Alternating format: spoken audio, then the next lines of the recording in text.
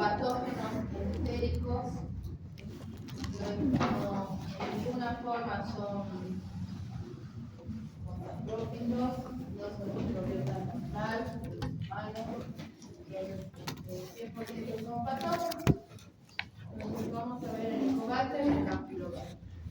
¿Ya?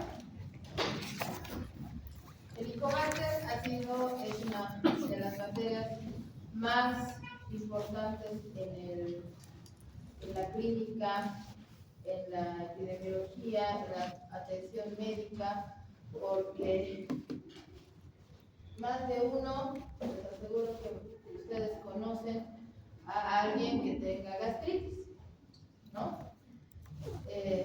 Tal vez alguno conoce en úlcera gástrica, úlcera péptica, úlcera duodenal, y también no tanto en nuestro medio, quiere decir en nuestro país, pero sí existe una cantidad de personas que tienen cáncer de estómago, ¿sí? Adenocarcinoma gástrico.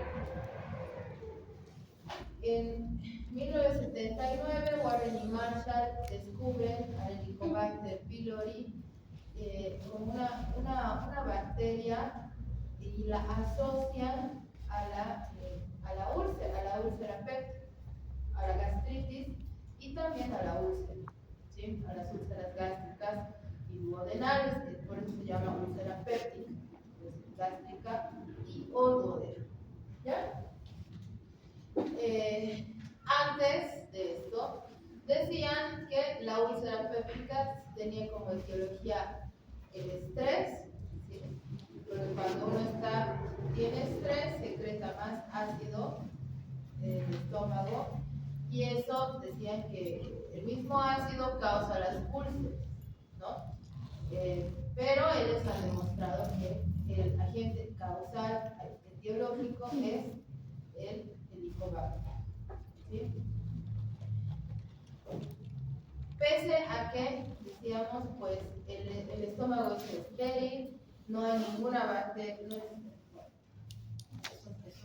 una cavidad estéril, gracias al ácido que se produce, ¿no? Que es una barrera, entonces nada sobrevive a ese ácido. Por lo tanto, no puede ser de etiología bacteriana una úlcera, ¿no? Pero, ¿qué hizo Marshall? Pues se tomó un cultivo de Helicobacter y desarrolló la gastritis. Y así pudo demostrar, después recuperando a la bacteria de la misma muestra, recuperada a la bacteria, pues ha establecido los postulados de Koch, ¿verdad? Que se ha podido recuperar a la misma bacteria. Y es así que en el 2005 les dan el Premio Nobel de Medicina por este descubrimiento. ¿Ya? El Helicobacter es un bacilo gram negativo espiralado, ¿sí? Que va a ser responsable de la inflamación crónica del antro gástrico. Este es el lugar de predominio de las úlceras y de las gastritis. Clínicamente se subdividen en helicobacter gástricos y enterohepáticos cuando afectan ambos órganos. Les decía que es espiralado, por eso su nombre, Helicobacter, ¿no? Helicoidal. Móvil, porque tiene 4 flagelos en un solo extremo. ¿A esto qué se llama?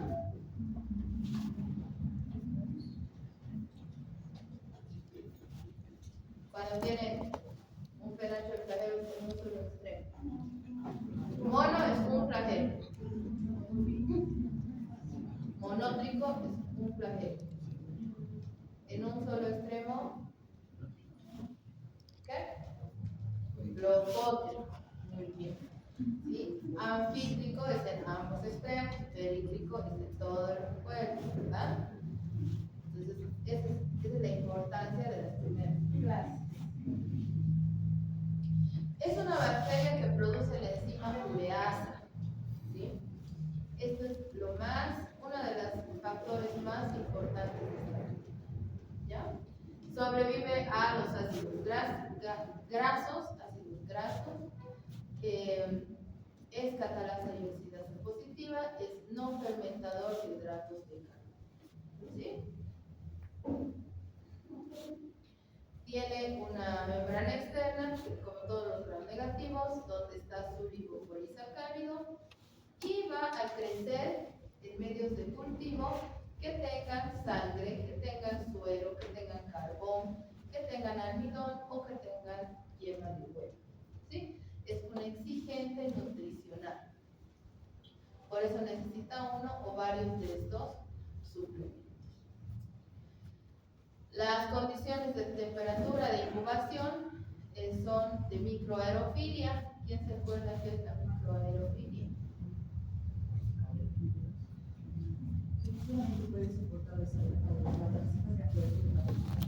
Ya, que requiere mínimas cantidades de oxígeno, ¿no? Un 5% más o menos. Ahora, no es igual que sea facultativo o que sea anaerobio o que necesite CO2. No es lo mismo, ¿sí? ¿Por qué? Porque cuando incubamos a un estreptococo o a un estafilococo en jarra, ¿no? Con una velita, logramos disminuir el oxígeno, pero no hasta el 5% que necesita. 5% es casi anaerobiosis, ¿ya? Entonces se necesitan jarras especiales con medios especiales de incubación, ¿ya? Los factores de virulencia que tiene el Helicobacter son las enzimas ureasas, bueno, la ureasa, tiene sistemas antioxidantes, tiene estas dos toxinas, ¿sí?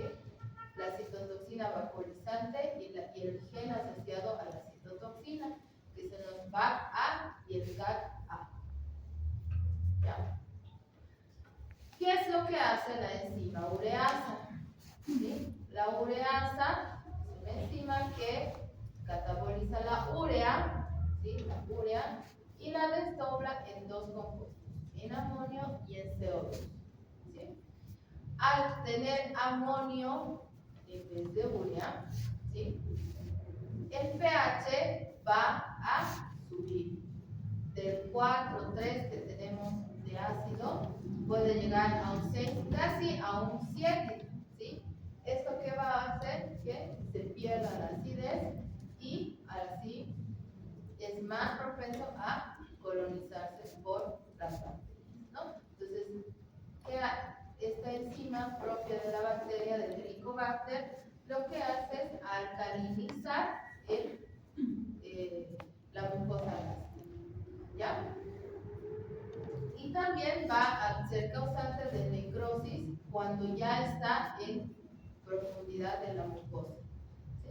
Entonces es responsable de la gastritis crónica.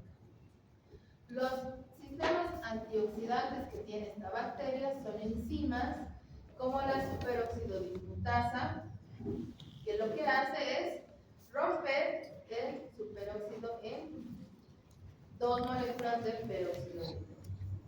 La catalasa o peroxidasa, que desdobla el peróxido de hidrógeno en agua y oxígeno, ¿sí? Y ustedes saben que el oxígeno pues es una sustancia tóxica en algún momento, ¿no? Esta proteína MDAB lo que hace es compensar esta pérdida de antioxidantes, y cuando no son suficientes tenemos estas otras enzimas, la REC-A, la VRABC, la N-nucleasa, esta MBT y la NVC, que son también enzimas oxidantes, ¿ya? También hay una proteína, la NAF, que es una bacterioferritina. ¿Qué es lo que hace? Capta iones de hierro libres para dañar el ADN de las células de la mucosa y así protege a la bacteria del estrés oxidativo. Tenemos estas adhesinas, la HPA, la BAB, la SAB, la OIB, ¿sí? Fíjense, esta es la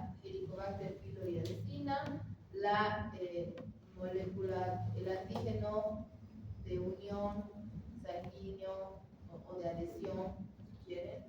El que se adhiere, la adhesina que se une al ácido ciálico, la proteína inflamatoria de membrana externa, ¿sí? Tenemos a la citotoxina vaporizante. Las vaporas, ustedes saben que son espacios, las vaporas son bolsitas de aire, ¿verdad? Bolsitas o de agua o de gas, dependiendo de la bacteria, pero llenas de vaporas en las células del epitelio gástrico. Y si se llenan de vaporas, ¿qué va a pasar? Se van a también formar poros en sus membranas. Esto va a hacer que pierda aniones, pierda urea, ¿sí? Esto va a aumentar la expresión de COX-2 y del factor de velocidad de sedimentación, y lo que hace es aumentar el riesgo de procesos oncogénicos. Esto modifica la morfología, modifica a la célula, la transforma en una célula cancerosa. ¿Ya? Esto obviamente no en todos los casos. Bien.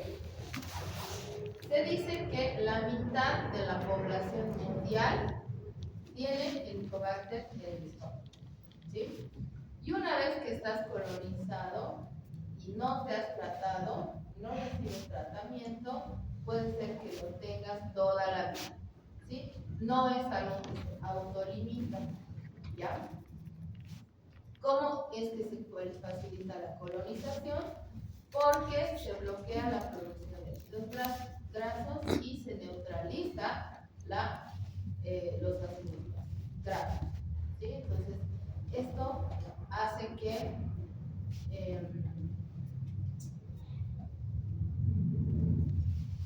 se establezca, creas un nicho en la mucosa del estómago, ¿ya? Una vez que ha entrado, ahora la pregunta para ustedes es: ¿por qué si nosotros producimos un ácido de 3, 4 en el estómago, por qué no nos autodigerimos del estómago? Porque hay un recubrimiento de moco por parte de las células productoras de moco que recubren la mucosa, y esta es alcalina, ¿verdad? Entonces hay un espacio.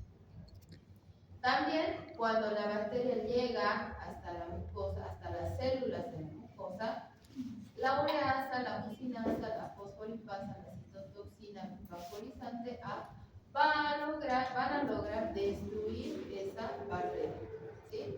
Van a destruir las células epiteliales. Esto va a producir una reacción inflamatoria, y esto es la gastritis, ¿ya? En países, les decía que en promedio la mitad de la población está colonizada, pero en países en vías de desarrollo, como el nuestro, entre 70 a 90% están colonizados antes de los 10 años, ¿no? Si yo trato a los pacientes, si yo los trato y también implemento medidas de higiene individual, disminuyo esta tasa, ¿sí? El principal reservorio es el ser humano, ya que estas bacterias se van a eliminar por vía fecal y se transmiten de manera fecal, ¿no? Entonces, una persona que no se lave las manos, manipule alimentos, transmite mediante los alimentos a otras personas, ¿no? Y actualmente se asocia a gastritis, a úlceras gástricas, y lo más importante, lo más grave, es el adenocarcinoma gástrico y el linfoma gástrico. ¿Cómo lo hacen?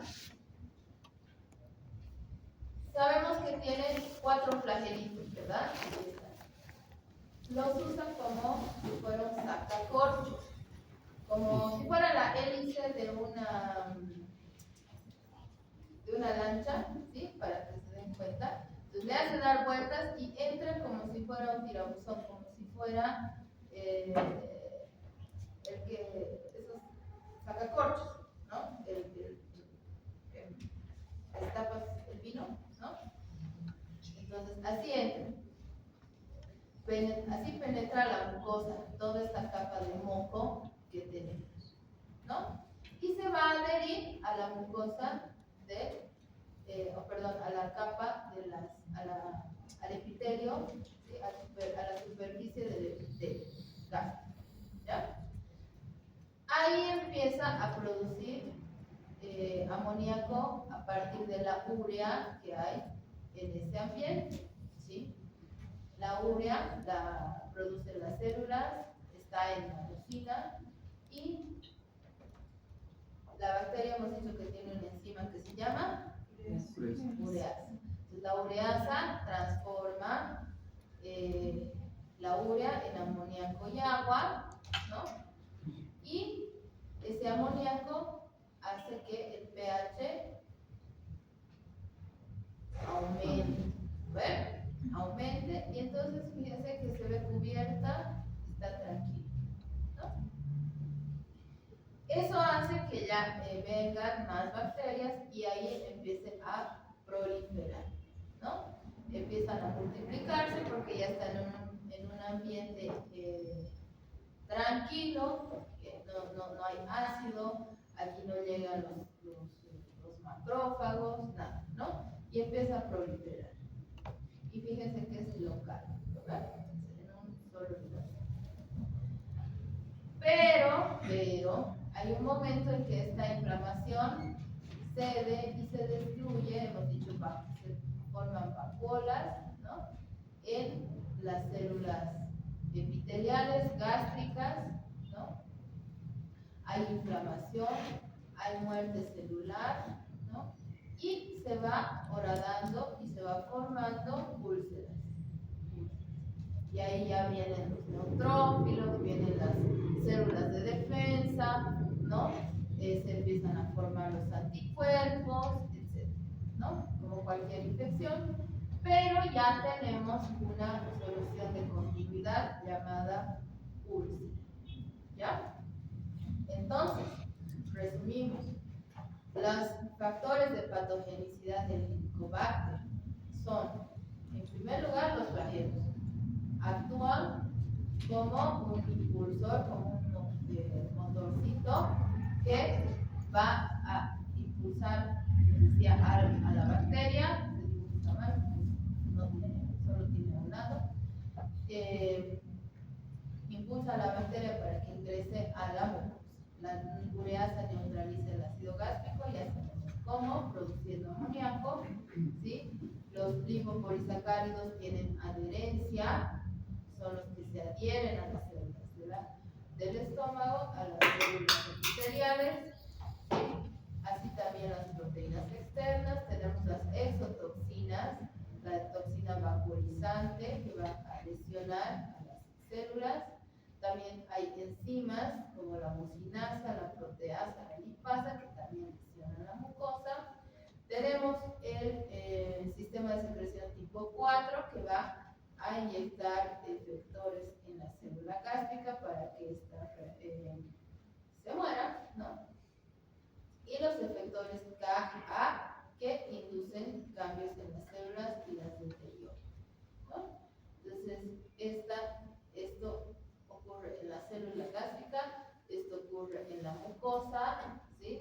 Para que se produzca esta infección, ¿ya? La principal patología que produce el Helicobacter se llama gastritis. Esta gastritis es la inflamación de la mucosa gástrica, ¿sí? En una fase aguda puede haber vómitos, puede haber sensación de plenitud, eso es que se siente hinchado, ¿no? Puede haber náuseas. Esto puede evolucionar a una gastritis, ¿ya? A una gastritis crónica. Cuando ya esto no es tratada, la gastritis puede mantenerse crónica, hasta que en algún momento se forman las úlceras pépticas, ¿sí? Si se encuentran o si se localizan en el cuerpo y en el antro, en el estómago, se llaman úlceras gástricas, ¿no? Y si está en el duodeno, también se llama úlcera duodenal. Cualquiera o algunos le llaman síndrome úlcero-péptico, ¿sí? Porque son úlceras que pueden estar en el duodeno o en el estómago o en ambos, ¿sí? Esta gastritis crónica va a evolucionar, obviamente sin tratamiento, a una fibrosis, ¿sí? Se va a reemplazar todo esto por tejido fibroso, pero también hemos visto que hay también un componente hereditario, genético, esta palabrita, étnico, tal vez, o sea, que es más frecuente en personas de la raza asiática, ¿sí? Entonces, hay mucho cáncer gástrico en Japón, ¿sí? Es el primer cáncer en Japón, es el gástrico, ¿no? Entonces, esto ha hecho que pues, los japoneses estudien mucho este cáncer, ¿no? Clasifiquen, expliquen cómo se ve en la histología, qué métodos de diagnóstico existen, etc., ¿no? Para prevenir. Porque es prevenible, porque es una infección, ¿verdad? Entonces, si no nos infectamos, no tenemos gastritis, si no tenemos gastritis, no hay úlceras, si no hay úlcera, no hay probabilidad de cáncer, ¿no? ¿Cómo se realiza el diagnóstico? ¿Sí? Lo malo es que, bueno, por más de que se encuentren las heces, no puedo hacer un copropultivo, buscarlo y encontrarlo, ¿no? No es tan fácil. Se tiene que llegar al lugar donde está la bacteria, y el lugar donde está la bacteria se llama estómago, ¿verdad? ¿Cómo llego a tomar una muestra directa de la úlcera? Con una endoscopía, ¿sí? Entonces hago una endoscopía y tomo una muestra, una biopsia de esa lesión, de la úlcera o de la zona que está con gastritis. ¿Y qué voy a hacer? Tengo que hacer una tinción universal o una tinción Gram, puedo hacer también. Y voy a observar tanto la lesión, la inflamación, la úlcera o también a las bacterias, ¿sí? También voy a poder hacer otras pruebas con esa muestra, ¿sí? Esa muestra de biopsia. No se recomienda el examen de heces, no se va a recuperar con la gran cantidad de microbiota que existe, que la va a encubrir, ¿no? Que es mucho más abundante que las enterobacterias, ¿ya? Entonces, ¿qué se hace? Con la muestra de biopsia, no se obtiene, por ejemplo, el formol, ¿ya? Los que van a llevar patología al año, las muestras de biopsia generalmente van a formol, pero para Helicobacter, para buscar Helicobacter, no se pone formol, se pone en solución fisiológica, ¿sí? Sí se manda inmediatamente al laboratorio. Ahora, hay otros consultorios gastroenterológicos que ya tienen sus tubitos listos con caldo urea, ¿sí? El caldo urea de Christensen, que han leído en medios de cultivo, ¿no? El caldo urea, pues tiene urea, y si yo pongo ahí mi muestra de biopsia, al ser un caldo, un medio de cultivo diferencial, va a cambiar de color, de amarillo a rosado, ahorita vamos a ver, y me va a decir que ahí hay ureasa. ¿Y quién más produce ureasa? La bacteria Helicobacter, ¿ya? Actualmente también se hacen pruebas basadas en ácidos nucleicos, es decir, PCRs, pero para detectar Helicobacter y para detectar los genes de resistencia a los antimicrobianos, directamente se van ahí, ¿sí?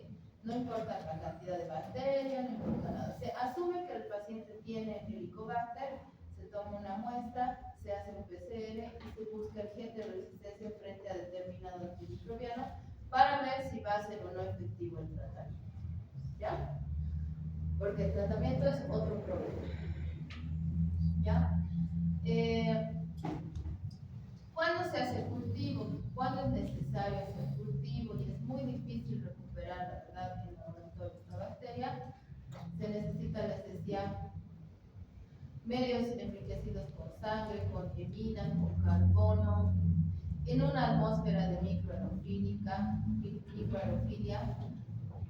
Por hasta 2 semanas puede tardar en aparecer las colonias. ¿Sí? ¿Cuándo es que voy a hacer esto? Cuando no tengo PCR, cuando no hay, es muy caro y demás, no hay otra opción. Antes de la PCR, esta era la única forma de hacer sensibilidad a los antimicrobianos. ¿Ya? Entonces, era la única forma. Una vez que tengo la bacteria crecida, si quieren, en medio de cultivo, también tengo que hacer en condiciones selectivas, tiene que ser un medio que tenga antibiótico para inhibir a otras bacterias y que no crezcan. Entonces, es bien complicado, ¿no? Los miro al microscopio, veo que son curvos, que son bacilos gram negativos curvos, ¿sí? Y voy a hacer catalasa, ¿sí? Que consiste en poner la colonia y una gotita de peróxido de hidrógeno, ¿sí? De agua oxigenada, y si da burbujas es positivo, fácil, ¿no? Prueba de oxidasa, igual, con el reactivo, con el papel impregnado al reactivo, pongo acá la colonia y tiene que dar también positivo. Y esta es la prueba de la ureasa para biopsias, ¿sí? Hay otra prueba de ureasa en el aliento, ¿sí? También les voy a explicar ahorita. Esta prueba es solo para biopsias. Tengo un tubito con caldo urea, que es este de acá, ¿sí? Tomo la muestra de biopsia por endoscopía, no me sirve otra muestra, y deposito acá. Esta prueba, incubando en 35 grados, en 15 minutos ya me tiene que dar este color. En 15 minutos. Si es que la bacteria está ahí, pues va a ser ureasa positivo y ya tengo mi diagnóstico para dar tratamiento al paciente. ¿Ya? No voy a esperar 2, 3 horas, digo semanas, 2 semanas para dar un diagnóstico. ¿Ya? Ahora, otra cosa es cuando hay fracaso terapéutico, ahí sí hay que investigar porque si es resistente a una u otra antígeno. ¿Ya? Hay otra, bueno, la detección de antígenos. Esta ya hemos visto, la muestra de biopsia para ureasa. Acá, el antígeno es un inmunoanálisis monoclonal y policlonal, ¿sí? En el que con el reactivo yo hago, bueno, sigo las instrucciones de este kit, que es una prueba rápida, ¿sí? De heces, ¿sí? De heces, en las que voy a detectar el antígeno, ¿ya? No el anticuerpo, el antígeno.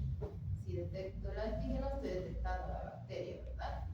Entonces es una prueba rápida que también está disponible en algunos laboratorios, ¿ya? Otra es la prueba de ureasa en aliento, ¿sí? Esta es muy cara, ¿sí? Es muy cara. Antes se realizaba, consiste en ingerir una cápsula que tenga urea, ¿sí?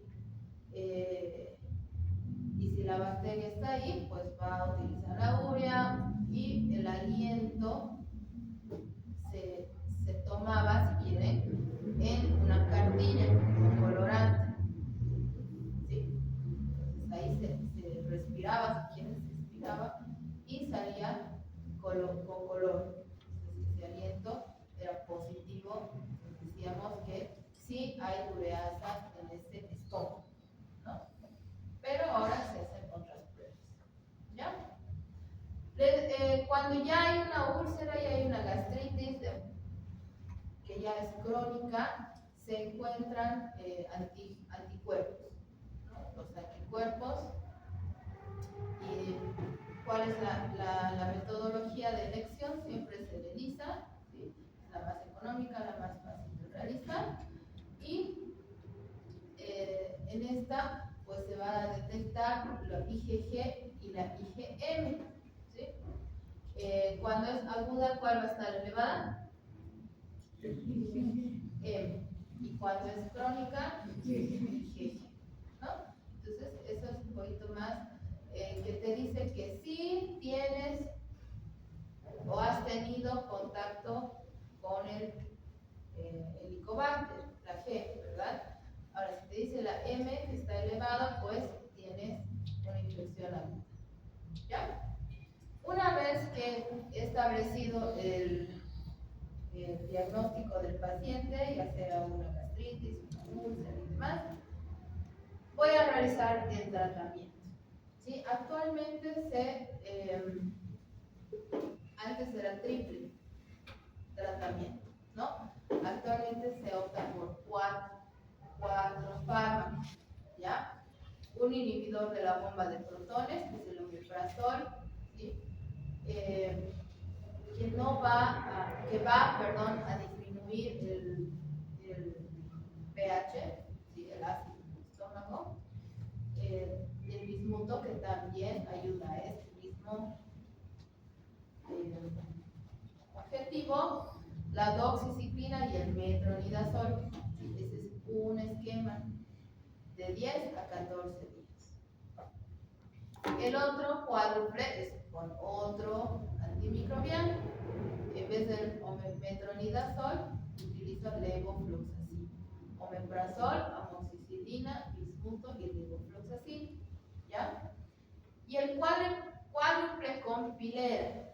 Pilera es el nombre comercial de un fármaco que tiene, o sea, es una sola pastilla, ¿sí? que tiene 3 fármacos. Tiene metronidazol, tetraciclina y omeprazol, si no me equivoco. ¿Sí? Sí. Tiene los 3 en uno. Entonces es específico para el tratamiento del Helicobacter. Ahora, ¿por qué se elige cambiar el metronidazol? Por mucho tiempo, fíjense, acá si ustedes revisan incluso teóricas antiguas, espero que no lo hagan, se van a confundir, está aquí la claritromicina, ¿sí? Como antibiótico de elección. Ya no existe porque ya hay mucha resistencia, ¿sí? Ya no se utiliza. Actualmente se está encontrando resistencia al metronidazol, ¿sí? Entonces, por eso a veces hay fracaso terapéutico, pese a que se cumplen los 14 días, pese a que se hace dieta, pese a todo, hay fracaso. No se puede erradicar, sigue saliendo positivo. Entonces, se puede cambiar por este otro que es con levofloxacin. Ahora, les decía, es muy complicado para los pacientes, fíjense, tomar cada 12, o sea, 2 veces al día, más 3 veces al día, por 2 semanas. ¿Por qué? No porque hay pacientes muy disciplinados que pueden cumplir el tratamiento, porque es muy fuerte. El metronidazol, por ejemplo, es un medicamento ya visto en parasitología, ¿verdad? Es un antibiótico, es un antiparasitario muy fuerte. Más una gota de alcohol, el paciente se va a morir, siente que se va a morir, ¿ya? Entonces, la dieta, además de estos pacientes con este tratamiento, tiene que ser estricta, blanca y blanda. Entonces, imagínense, hay muy pocas personas que van a lograr cumplir este tratamiento. ¿Ya? Peor si son 4 pastillas. Entonces, ¿qué se ha hecho en el mundo? Ya se ha desarrollado y hay, creo, en nuestro medio de manera particular, esta pilera que es una pastilla que tiene omeprazol, cetrazepam y metronidazol, los 3. ¿Ya? ¿Cómo se previene?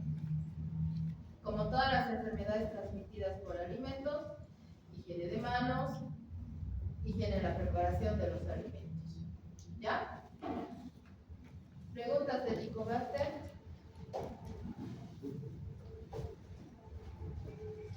Doctora, ¿qué porcentaje de los que pasa la amoxicilina? No, no mucho. Por eso es combinado además, ¿no? Para evitar esa resistencia, ¿no? Pues sabemos que hay frente a los antimicrobianos, si das lo mismo, seleccionas siempre un resistente o haces que se exprese un gen de resistencia, ¿no? Porque las bacterias quieren sobrevivir. ¿Cuál es el periodo de incubación? ¿Y es importante saber el periodo de incubación? 2 semanas. El periodo de incubación es el usual, bueno, dependiendo, a ver, hay factores que hacen que se acorte un tiempo de incubación, como por ejemplo el uso indiscriminado de antiácidos, ¿sí? Cuando uno utiliza antiácidos, bismuto, hidróxido de aluminio, estos peptobismol se llama, es rosadito, favorece a que proliferen las bacterias y también los hábitos higiénicos, el comer en la calle y demás, ¿no? Entonces, el tiempo de incubación es el usual de las enfermedades transmitidas por alimentos, que es 7 días, 5 a 7 días, ¿no? Hasta 10 incluso, pero como les digo, esto mucho depende de la dieta, depende del inóculo, depende del estado inmunológico del paciente, ¿sí? Etc. Sí. Una persona que recién se infecta con Helicobacter pylori, ¿cuánto tardaría en mostrar los primeros ¿Síntomas? manifestaciones clínicas? Sí. Ya. Esto es relativo, pero depende, otra vez, de la alimentación, depende de qué tanto ácido hay, del inóculo, pero promedio serán pues 15 días, un mes, en que ya hay molestias, ¿no? No molestias de acidez, no molestias de úlceras, de dolor, ¿no? Porque se tarda, ¿sí? Pero sí en la pesadez, las náuseas y demás. No produce diarrea, entonces no es algo que te llame la atención, es como que algo te cayó mal o que tienes una molestia nada más y se pasa, ¿no? Las úlceras, ustedes van a aprender en semiología que la úlcera del estómago, ¿sí? Duele más cuando comes. ¿Por qué? Porque tiene que secretar el ácido y el ácido lastima la úlcera, ¿no? En cambio, la úlcera del duodeno calma cuando comes el dolor, ¿sí? Entonces, es algo clínico, semiológico que van a aprender al año que ayuda a diferenciar, ¿no? Seguiremos porque si no nos vamos a ir muy tarde. Campylobacter. Campylobacter es un bacilo gram negativo pequeñito en forma de coma, ¿sí? Que también es móvil. Hay muchas especies y subespecies y las más importantes son Yeyuni, Coli, Upsaliensis y Beta. ¿Ya? Campylobacter Yeyuni, Coli, Upsaliensis y Beta. Es una bacteria que crece en bajas concentraciones de oxígeno y elevadas de CO2, igual es microaerofílico, ¿sí? Crece mejor a 42 grados. Esto le ayuda, nos ayuda también el utilizar medios selectivos que sean a su vez enriquecidos, como la agar base Columbia, con sangre, con 5% de sangre más vancomicina, ¿ya? Que ayuda a seleccionar, ¿no? Y ayuda a que crezca esta bacteria, ¿no? Es una bacteria capsulada, ¿sí? Tiene oligosacáridos en su pared y también tiene cápsula. Esta cápsula contribuye a la virulencia. ¿Cuál es la función de la cápsula? Muy bien. Entonces, evitar ser fagocitada, ¿no? Siempre que lean que una bacteria tiene cápsula, es más virulenta, ¿ya? Porque no se deja fagocitar, ¿ya? ¿Qué va a tener esta bacteria para causar la infección? ¿Sí?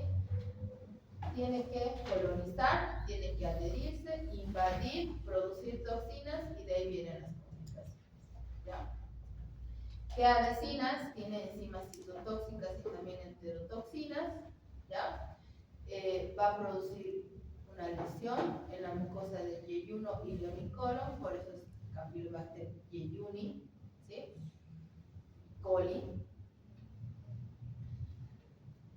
Esta bacteria es importante porque produce muchas de las diarreas en niños menores de 5 años y en la población en general, ¿sí? Pero es una bacteria junto con otros virus, ¿sí?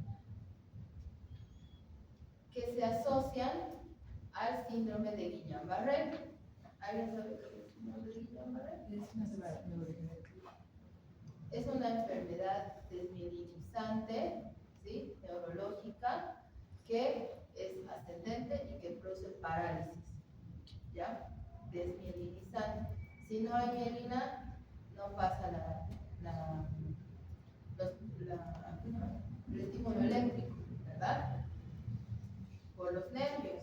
Entonces, esto es progresivo, es del sistema nervioso periférico y es autoinmune, ¿ya? Para las enfermedades autoinmunes, ustedes van a aprender que siempre tiene que haber un gatillo, ¿sí? No es un gatito bebé, es un disparador, se llama, ¿sí? Algo que despierte. Y en este caso, uno de ellos es la bacteria Campylobacter, es la especie tanto yeyuni como usariensis, ¿ya? En estos pacientes que llegan con parálisis a emergencias, ¿sí? Lo primero es atender la emergencia, atender la parálisis, darle soporte ventilatorio porque pueden llegar incluso a paralizar los músculos respiratorios, se mueren, ¿no? Y posteriormente ver la causa. La causa a veces se hace un coprocultivo o se hace una búsqueda de la bacteria y se encuentra. Otros asociados al síndrome de Guillain-Barré son los enterovirus, ¿sí?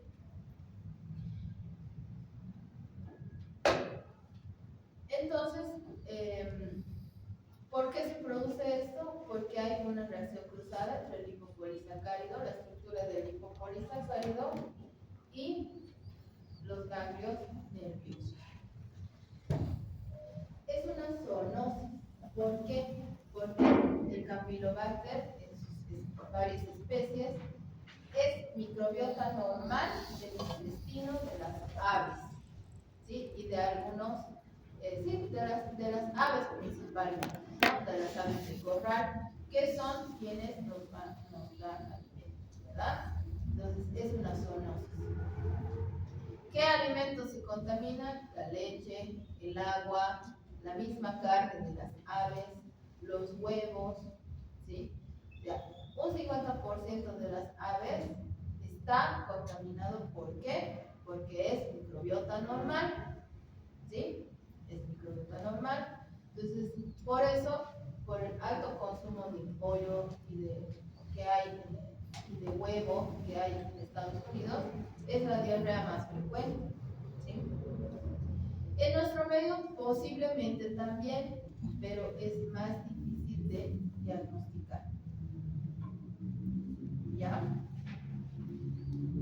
Es más frecuente en niños lactantes de 20 y personas entre 20 y 40 años que pues tienen por los hábitos de higiene al consumir y al preparar los alimentos. ¿Ya? Es un ejemplo claro de la contaminación cruzada.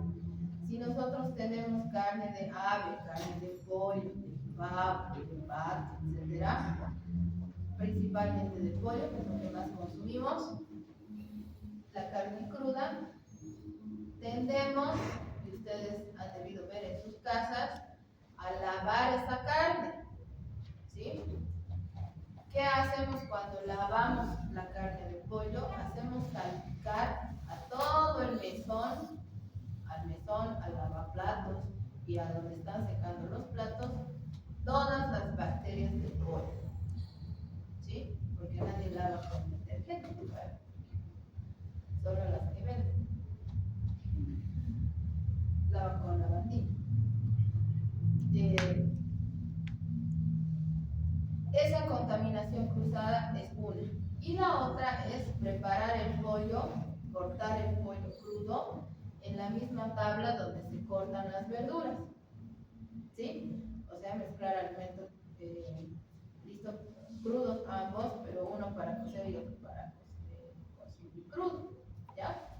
Es así que por vía oral vamos a adquirir esta bacteria y vamos a tener una enteritis, una diarrea con fiebre y dolor abdominal, ¿no? Muchas veces con sangre, ¿sí? Ese es con sangre, diarrea con sangre, 10 o más al día, ¿no? Pero se autolimita, se puede autolimitar.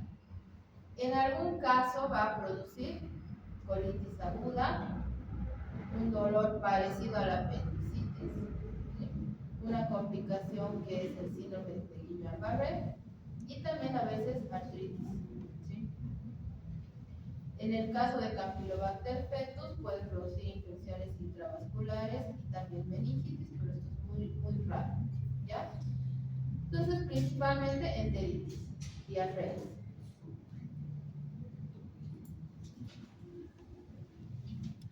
Al microscopio vamos a ver bacilitos curvos en forma de S, ¿ya? En forma de S, no una S bien dibujadita, una S medio itálica, medio alargada, ¿ya? En las S de la muestra de S va a ser muy difícil encontrarla y si crece en el cultivo ya se ve así, ¿no? Todos curvitos, rosaditos y bonitos. También tenemos pruebas rápidas, inmunológicas, de kit comercial, ¿sí? Que fíjense que detecta el 90% y es específico en el 95%. Entonces, con una muestrita de heces, se siguen las instrucciones con el líquido de su kit, se pone un taquito, igual que la prueba de embarazo, igual que la prueba de Helicobacter, de COVID también, y se hace la prueba. Y detecta los antígenos de estas dos bacterias. Y ya puedo ir adelantando el tratamiento, ¿sí? También existen kits comerciales para hacer PCR en tiempo real, ¿sí? Para PCR en tiempo real, para detección de Campylobacter jejuni, coli y Laria, ¿ya?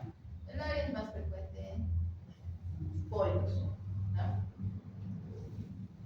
En las aves, los Campylobacter no producen diarreas, ¿no? Producen infecciones genitales, que se sabe que la cloaca por ahí es el mismo lugar por donde defecan, por donde ponen los huevos, ¿verdad? Entonces, ahí se pueden producir infecciones. Pero ¿por qué hay tantas pruebas de detección? Porque es una enfermedad transmitida por alimentos muy frecuente. Entonces, hay formas tanto en heces como en alimentos. ¿Ya? Entonces, PCR hay para multiplex, se llama esto, porque detecta 3 especies posibles. ¿Ya? Otra vez, el cultivo de estas 2 bacterias es muy difícil. Se necesita microaerofilia y CO2. Se necesita que crezca a 42 grados. ¿Ya? Entonces se necesita otra estufa que esté a 42 grados. Y esperar, una que no se contamine, otra que crezca en 48 horas o más, desde el lento crecimiento. Esta es una jarra de anaerobiosis o de microaerofilia, dependiendo de qué reactivo yo le ponga, ¿sí? Y aquí tiene que estar 48 horas, mínimo. Entonces es más, tarda más y es más costoso. Estos sobrecitos son muy caros, ¿sí? Y solo se usan una sola vez. Sirven para darle la microaerofilia. ¿Ya? Una vez que tengo el cultivo, pues voy a ver la morfología, voy a hacer oxidasa y catalasa, que también van a dar positivas, y la única forma de que yo tenga, hay pruebas bioquímicas obviamente, pero es muy difícil realizar con poquitas colonias, ¿sí? Pero es la espectrofotometría de masas o espectrofotometría de masas para la identificación, ¿sí? Es un aparato que utiliza un láser, ¿sí? Es un tubo que se llama magneto. Pongo la muestra, el láser le dispara, es una muestra bien chiquitita, ¿sí? Un puntito de colonia. Lo rompe el láser, lo vuelve polvo y ese polvo sube por el tubo y ese tubo detecta el espectro de la masa de las proteínas de la bacteria, ¿sí? Y esas proteínas tienen diferente peso molecular y van a formar un mapa que se llama espectro. Ese espectro se compara con un patrón y de ese 99% que se llama Campylobacter yellow. ¿Ya? Incluso puede llegar al subtipo y también en algunos casos de algunas otras bacterias puede detectar genes de resistencia, proteínas, no genes de resistencia. ¿Ya? Este equipo del Malito se equipara a la secuenciación del genoma, porque esto es proteómica. ¿Ya? Entonces, cuando llegue a mi laboratorio, les voy a mandar la foto.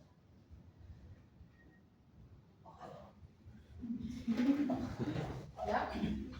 Una vez que he identificado a la bacteria, hago el tratamiento, que generalmente es como es una diarrea, reposición de líquidos y electrolitos, ¿sí? De acuerdo al nivel de deshidratación del paciente, al grado de deshidratación, será el plan de rehidratación, ¿no? ¿En qué casos se da antibióticos? Solo en infecciones graves y en sepsis, ¿sí? Se puede empezar con eritromicina y acitromicina y en segunda línea tetraciclinas o sulfurosas, ¿ya? Entonces, esto es la concentración inhibitoria mínima para los antimicrobianos, ¿no? Fíjense que esta es la ampicilina, esta es la 90, ¿verdad? Con 8 microgramos mililitro de ampicilina logro matar al 90% de las bacterias. Con 2 microgramos de la eritromicina y con 1 microgramo de la acitromicina y con más de 32 de la acitromicina. Entonces, esta sí a mí me orienta, cuando yo comparo con las tablas, a dar el tratamiento adecuado. ¿Ya? Entonces, a elegir el tratamiento según la gravedad del paciente, según la edad y según la toxicidad de estos antimicrobianos. ¿Ya?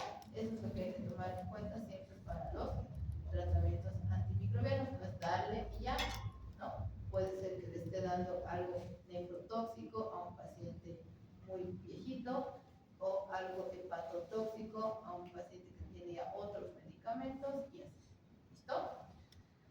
Entonces, para prevenir, voy a preparar correctamente los alimentos, me voy a lavar las manos, no voy a mezclar alimentos crudos, que van a consumir crudos con alimentos, la carne de pollo, por ejemplo. No voy a contaminar el agua, no voy a lavar el pollo, porque si yo hago cocer bien el pollo, a 60 más de 60 grados, si está bien cocido, pues se muere la bacteria, ¿ya? No necesito lavarlo, puedo limpiar si quieren, ¿no? Con toallas de papel, pero no lavar, porque les acabo de decir que todo lo que salpica contiene la microbiota del intestino delgado, ¿ya? Hay estudios de vacunas